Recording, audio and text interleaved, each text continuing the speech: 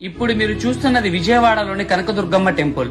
అమ్మవారి కోసం ఎన్నో ఆసక్తికరమైన విషయాలుంటాయి. అందులో ఒకటి కృష్ణవేణమ్మకి సంబంధించిన ఆసక్తికరమైన విషయం ఒకటి చెప్తాను వినండి.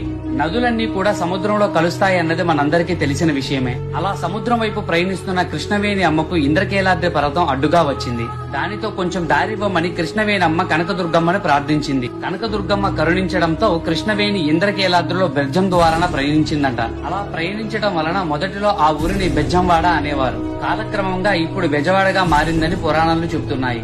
అయితే కృష్ణవేణమ్మకు చేసిన సహాయం గాను దుర్గమ్మ కృష్ణవేణి అమ్మ ముక్కు పుడకను అరువుగా తీసుకుందంట. అయితే కృష్ణవేణమ్మ ఒక షరతు విధించింది. అది ఏంటి అంటే కలియుగం అంతమయ్యే సమయానికి తను కొండ మీదకి ఎగసి తన ముక్కు పుడకను తీసుకుంటానని కనకదుర్గమ్మకి షరతు విధించిందంట. అయితే ఆ కనకదుర్గమ్మ ముక్కు పుడక అందుకునే సమయంలో కృష్ణవేణమ్మ ఎప్పుడైతే విజయం సాధిస్తుందో అప్పుడు ఈ కలియుగం అంతా అంతరించిపోతుందంట.